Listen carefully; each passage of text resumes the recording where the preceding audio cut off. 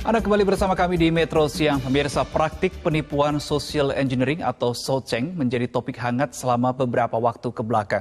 Setelah sejumlah korban penipuan membagikan kisahnya di jejaring sosial. Namun tahukah Anda apa itu praktik penipuan social engineering dan modus seperti apa yang kerap kali digunakan? Kita akan membahasnya dan melihat datanya satu persatu, pemirsa. Yang pertama, saya mengajak Anda untuk melihat dan memahami sebetulnya apa itu social engineering atau SoCeng.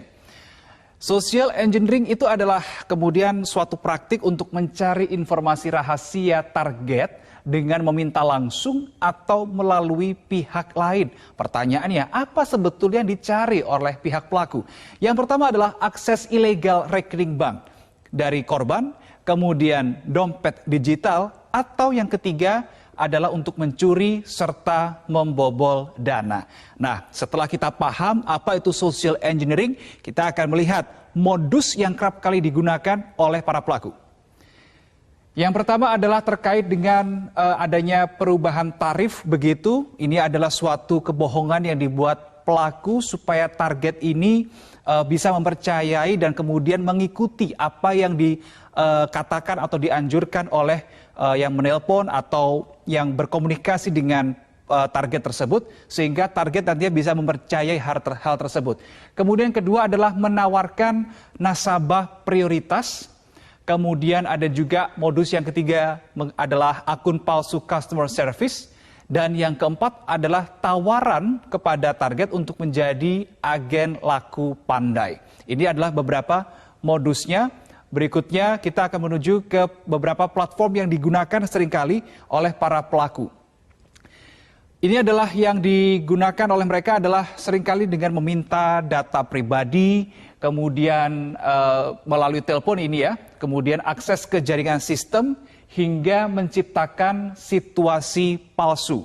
Ini sebetulnya hampir mirip begitu dengan modus pinjaman online.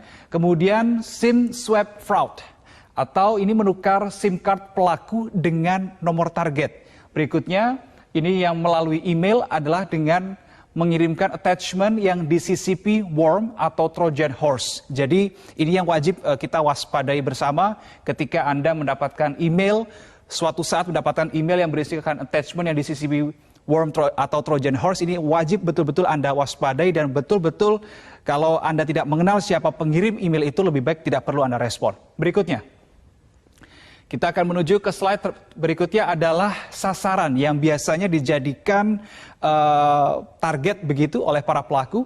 Yang pertama adalah nasabah bank yang dipilih secara acak atau secara random. Berikutnya nasabah yang sedang menunggu jawaban pengaduan. Berikut yang ketiga, ini yang wajib sekali diwaspadai bersama, korban yang belum melek dalam tanda kutip internet. Dan yang terakhir adalah pengguna media sosial. Bahkan seringkali beberapa kali kalau kita pernah mendapati tiba-tiba chat begitu di akun WhatsApp kita atau bahkan mendapat SMS dari nomor yang tidak dikenal, ada tautannya di situ, betul-betul diwaspadai dan tidak usah diklik tautan tersebut kalau Anda tidak mengenal kontak tersebut. Berikutnya kita akan membahas terkait dengan berapa laporan sebetulnya yang sudah diterima begitu, laporan penipuan social engineering. Pada tanggal 16 Juni 2022 ada laporan fraud eksternal sebanyak 433 dan total laporannya secara keseluruhan in total adalah sebanyak 5.940. Kemudian kerugian, kalau tadi adalah jumlah laporan, berikutnya adalah kerugian akibat fraud eksternal. Ini ada di semester 1 2021, berarti periode Januari sampai dengan bulan Juni. Untuk kerugian banknya mencapai 246,5 miliar rupiah.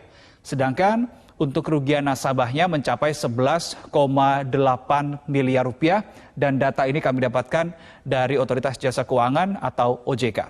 Berikutnya kita akan menuju ke slide terkait dengan apa yang harus Anda lakukan untuk menghindari atau terhindar dari praktik social engineering ini. Yang pertama, simpan data Anda dengan sebaik-baiknya. Kalau perlu, jangan bagikan data pribadi Anda atau bagikan pribadi Anda bahkan itu ke orang terdekat. Kemudian kehilangan HP dan SIM card ini segera dilaporkan karena ini bisa menjadi celah untuk para oknum yang tidak bertanggung jawab melakukan praktik social engineering. Kemudian gunakan password yang lebih baik, dalam arti adalah mungkin bisa diberikan kombinasi yang cukup rumit atau bahkan di beberapa momen atau di beberapa waktu pihak perbankan ini seringkali mengingatkan untuk mengganti password Anda secara berkala. Dan yang terakhir adalah ini terkorelasi dengan poin pertama adalah tidak berikan data Anda pada siapapun. Karena memang kalau sifatnya data pribadi, ya pribadi, untuk Anda pribadi, bukan untuk dibagikan ke orang lain. Berikutnya adalah terkait dengan rekomendasi yang disampaikan oleh OJK bagi perbankan. Ada 2 atau 3 setidaknya. Pertama adalah menerbitkan consultative paper, di mana di poin ini petugas bank ini tidak hanya menanyakan password, PIN atau OTP, dan ini adalah sebagai salah satu bentuk manajemen risiko keamanan siber. Kemudian yang kedua, kerjasama dengan institusi penegak hukum, misalkan dari pihak Kepolisian Republik Indonesia. Dan yang ketiga adalah partisipatif pelaporan. Ini bisa ngontak begitu ya di OJK 157, WhatsApp di nomor 0811 57 157 157. Yang ketiga adalah melalui email konsumen@ojk.go.id. Jadi ini adalah kontak aduan ketika Anda misalnya merasa menjadi korban, sebaiknya bisa segera melapor ke nomor-nomor tersebut. Yang terakhir adalah pemirsa, kita perlu mengetahui beberapa jenis praktik cybercrime atau kejahatan siber yang seringkali atau yang sampai dengan saat ini sudah ada di Indonesia. Yang pertama adalah farming. Farming ini adalah pengalihan situs. Kemudian spoofing, menyembunyikan identitas dengan software. Mungkin ini bisa di full screen saja supaya pemirsa bisa membacanya dengan lebih jelas dan lebih baik. Berikutnya adalah keylogger, ini software penghafal tombol keyboard. Jadi ini yang wajib diwaspadai ketika mungkin di gawai Anda, kemudian Anda ada tawaran untuk menginstal atau mengunduh aplikasi keyboard dengan tampilan-tampilan yang lebih menarik. Ini tolong betul-betul diwaspadai. Berikutnya phishing, modus untuk mencari informasi pribadi, sniffing, meretas paket data, dan yang terakhir adalah yang sering kali kita dengar mungkin adalah praktik skimming, mencari informasi strip magnetik pada kartu ATM. Ini adalah beberapa jenis kejahatan siber yang ada di Indonesia. Dan pemirsa, kemajuan teknologi ini memang harus kita adaptasi, harus kita biasakan begitu. Tetapi juga harus diantisipasi dampak negatifnya yang mungkin ini dimanfaatkan oleh oknum tidak bertanggung jawab. Betul-betul memproteksi data perbankan pribadi kita adalah salah satu caranya. Demikian pemirsa, fact check untuk kali ini.